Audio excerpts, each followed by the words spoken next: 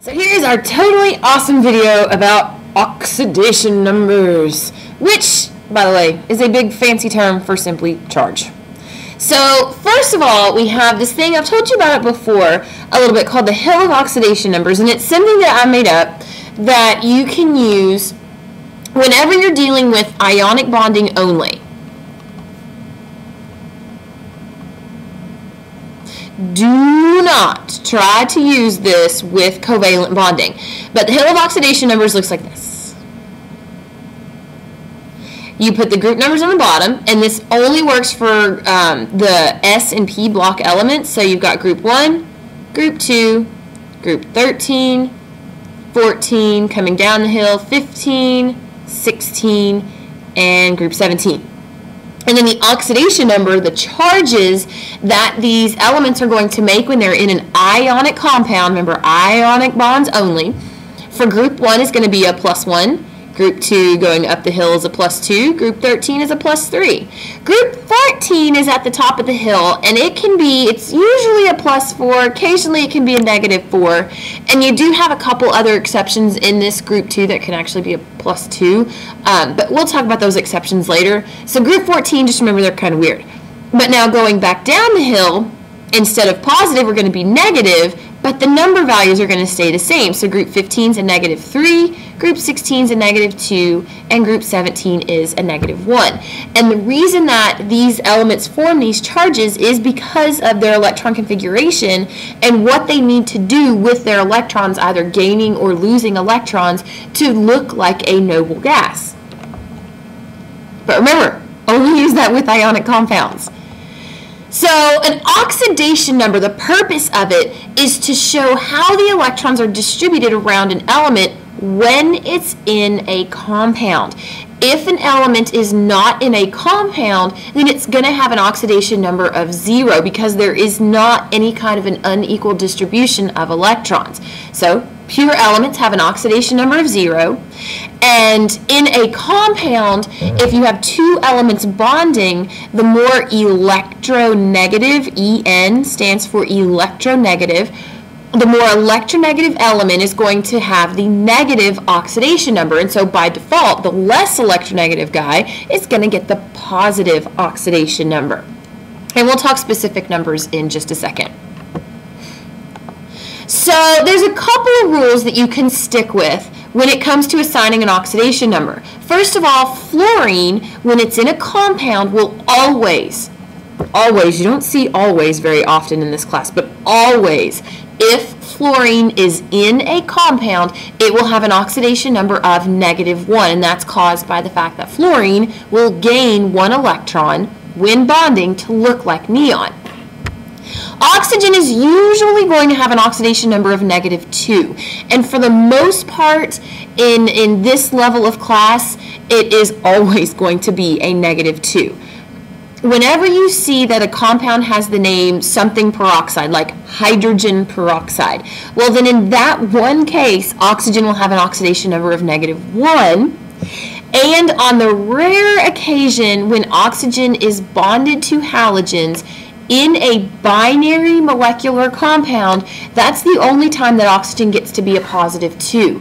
And that looks kind of like, if oxygen was bonded to a couple of fluorines, well, each of the fluorines is going to be a -1. You've got 2 of them, so that means oxygen would have to be a +2. So this is an example of that right there. But like I said, most of the time, oxygen is going to be a -2. Hydrogen can either be a +1 or a -1, and it depends on what it's bonded to. Hydrogen's going to be a +1 when it's bonded to elements that have a higher electronegativity. Elements that have a higher electronegativity than hydrogen, those are usually nonmetals.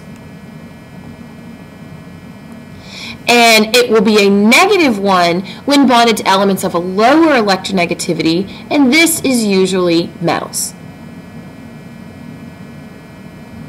So like when carbon is bonded to oxygen, like water, well, the oxygen is going to be a -2, and the hydrogen is going to be a +1, because when hydrogen is bonded to a nonmetal, it's going to be a -1.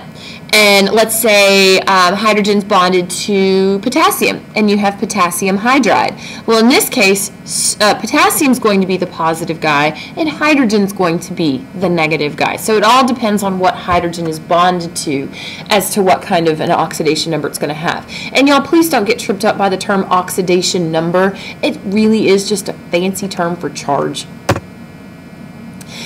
Group 1 metals, that's your alkali metals. They will always have a positive 1 charge when in a compound. And the group 2 metals, the alkaline earth metals, will always be a positive 2 when in a compound. Remember, oxidation numbers, it's all about compound.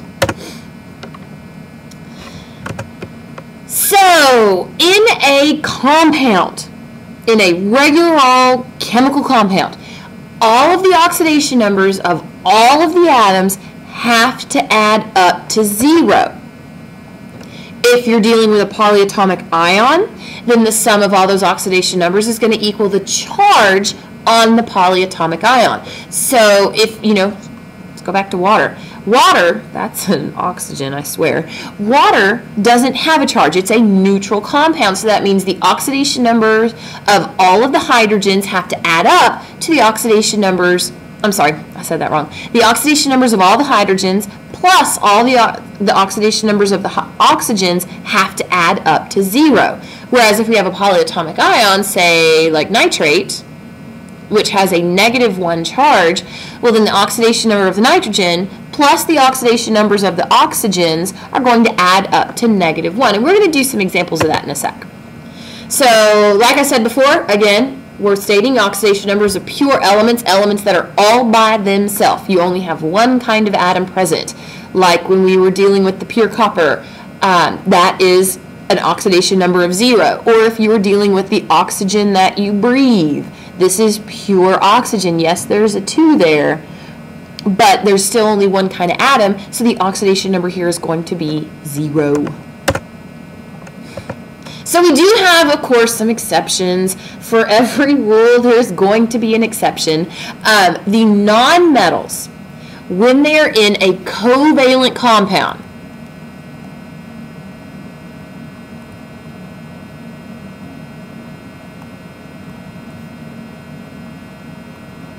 they can have lots of different oxidation numbers and can actually range from as low as -4 all the way up to +7. So when you see this and you're actually working out examples and you end up with sulfur being a +5, don't go, wait a minute, no, sulfur's in group 16, it has to be -2. When sulfur is in an ionic compound, yes, it needs to be a -2. But if sulfur is in a covalent compound, it can be a +5, and that's totally acceptable. Transition metals, I kind of mentioned these guys before. These are the D block metals. They can range, their oxidation numbers can range from a +1 to a +7, depending on whether they only lose their S valence electrons or if they lose their S and maybe a couple of their Ds. And one more time, and I cannot emphasize this enough, the Hill of oxidation numbers only applies to ionic compounds. Do not use the Hill of oxidation numbers on covalent compounds. It doesn't work. What are the oxidation numbers for each of these elements in the compound? So starting with H2SO4, this starts with an H, so that means it's an acid. This is sulfuric acid. And following our rules, we know that when hydrogen is bonded to nonmetals, it's going to have a +1 charge. And we know that for our sake, oxygen, for the most part, is going to be a -2. Well, the only element that we don't know is this sulfur right here. And we do know that this whole compound has to add up to 0. So we can set up kind of a very simple algebraic equation to figure out what sulfur is. So we're going to take 2 times the charge on the hydrogen, because we have 2 hydrogens, plus whatever the sulfur is, we don't know, so we're going to call him X, plus 4 times our charge on the oxygen, because we have 4 oxygens, and that whole thing has to add up to 0. So we solve all this out, you end up with 2 plus X, 4 times negative 2 is negative 8, so plus negative 8 equals 0. Well, these two guys come together, and we get x plus 2 plus negative 8 is negative 6 equals 0. Therefore, x has to equal positive 6. So in this case, sulfur has a positive 6 charge. Now here we have O2. There's only one kind of atom here, which makes this pure oxygen. Therefore, the charge on this oxygen is just simply going to be 0 because it is a pure element. Now we have potassium permanganate. MnO4 is the polyatomic ion permanganate. And assigning oxidation numbers to each of these. Potassium is an alkali metal. It's in group 1, so it's going to have a charge of +1. Oxygen, usually, in our cases, almost always, has a charge of -2. And manganese, this is a D block metal or a transition metal, so its charge can vary. So this is the guy that we need to solve for. So we have 1 potassium, so we're going to go +1, plus manganese is what we don't know, so that's going to be our X, plus 4 times our -2 on our oxygens. And this whole thing is a neutral compound, so it's going to be equal to 0. So rearrange this, or just kind of put stuff together. You get 1 plus x plus -8, that's just 4 times -2, equals 0. And so x plus 1 plus -8 is -7 equals 0. Therefore, x equals positive 7. And I know it might seem a little redundant to put that positive sign there, but it does need to be there. So make sure that you're putting both the sign and the numerical value. Now, looking at OF2, oxygen difluoride, we have a covalent compound. And we know that our rules are that fluorine, when in a compound, is always a -1. Well, oxygen, we usually think is -2. However, the rules are whenever oxygen is bonded to fluorine, it's not going to be a -2, it's going to be a +2. And if you're going, hey, wait a minute, why? Well, remember that for every negative, we've got to have a positive to balance that out. So if we make oxygen our X this time, we can say X plus 2 times -1 is equal to, this whole compound is neutral, so is equal to 0. So you get x plus -2 equals 0. Therefore, x has to be +2. So in this case, oxygen is a +2. Now we've got a big one here, magnesium phosphate. PO4 is the phosphate polyatomic ion. Really, really important that you guys know your polyatomic ions that are on the list that I gave y'all, or just pretty much any list that you find on the internet. You need to know polyatomic ions. So looking at each of these, we got 3 elements we need to deal with here. We know that magnesium is an alkaline earth metal. It's in group 2, so it's going to have a charge of +2.